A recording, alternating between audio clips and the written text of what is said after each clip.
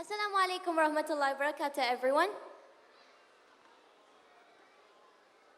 We are from the Islamic Studies Department, and we're going to be talking about what Islam says about the environmental crisis.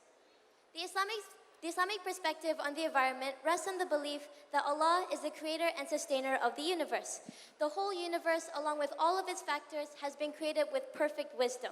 The number, quantity, and quality of these factors has all been precisely determined by the divine plan. Each factor plays its ordained role. Everything created by Allah has a just purpose which must be fulfilled. The Holy Quran, shedding light on this point, says, مَا خَلَقْنَا السَّمَاوَاتِ وَالْأَرْضَ وَمَا بَيْنَهُمَا إِلَّا بِالْحَقِّ وَأَجَلٍ مُّسَمًّى وَالَّذِينَ كَفَرُوا عَمَّا أُنذِرُوا مُعْرِضُونَ. And we created not the heavens and the earth and all in between, but for just ends, but for a time appointed. But those who reject faith turn away from that whereof they are warned. For the sustenance of His creation, Allah has placed a measured quantity of environmental resources which matches the total demand of resources in our universe. This implies the existence of environmental balance in our natural ecosystem. Hence, Islam looks at the environment from the standpoint of balance.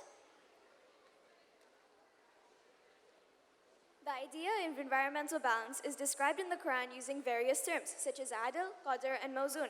Adl literally means to act rightly, justly, or equitably, and qadr is a specified measure, or quantity or quality of something. This term corroborates the notion of balance in the following ayah.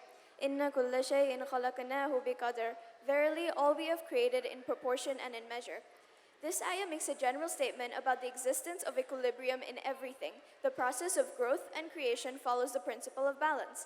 Therefore, there is no chance of relative shortage or surplus in the divine plan regulating these provisions. Nature is a gift of God. There are more than 750 verses in the Quran related to nature. It is said that nature is indeed a bounty of Allah that makes humanity and all other living organisms survive on this earth. Allah said in the Quran, وَسَخَّرَ لَكُم مَّا فِي السَّمَاوَاتِ وَمَا فِي الْأَرْضِ جَمِيعًا مِّنْهُ إِنَّ فِي ذَلِكَ لَآيَاتٍ لِقَوْمٍ يَتَفَكَّرُونَ. And He has made subservient to you as a gift from Himself all that is in the heavens and on the earth. In this, behold, there are messages indeed for people who think. Surah Al-Jathiyah, Ayah 13. In Islam, water is very highly regarded. The word water is mentioned in the Quran about 60 times. Water is introduced as the origin and the source of life. For example, the Quran says, وَجَعَلْنَا مِنَ الْمَاءِ كُلَّ شَيْءٍ حَيٍّ أَفَلَا يُؤْمِنُونَ. And we have made of water everything living. Surah Al-Anbiya, verse 30. Water is a huge life-providing theme in the Quran.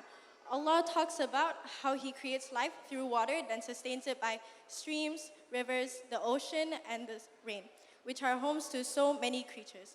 وَاللَّهُ أَنزَلَ مِنَ السَّمَاءِ مَاءً فَأَحْيَا بِهِ الْأَرْضَ بَعْدَ مَوْتِهَا إِنَّ فِي ذَلِكَ لَآيَةً لِقَوْمٍ يَسْمَعُونَ.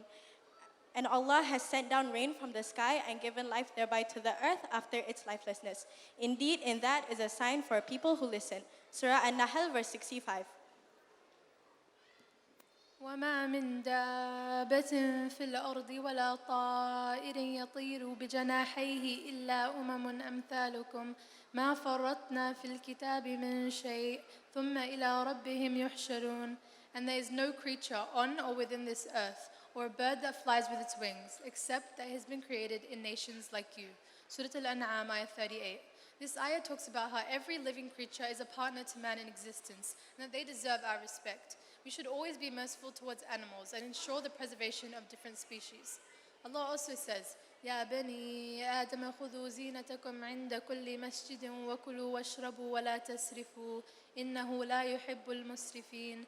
O children of Adam, beautify yourselves in every act of worship, and eat and drink freely, but do not be wasteful, for Allah does not love those who are wasteful.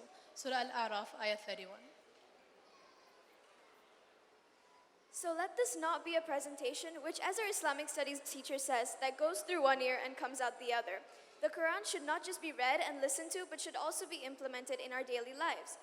So if you truly have Allah in your heart, then let it show when you have the world in your hands. Jazakumullahu khairan. khairan.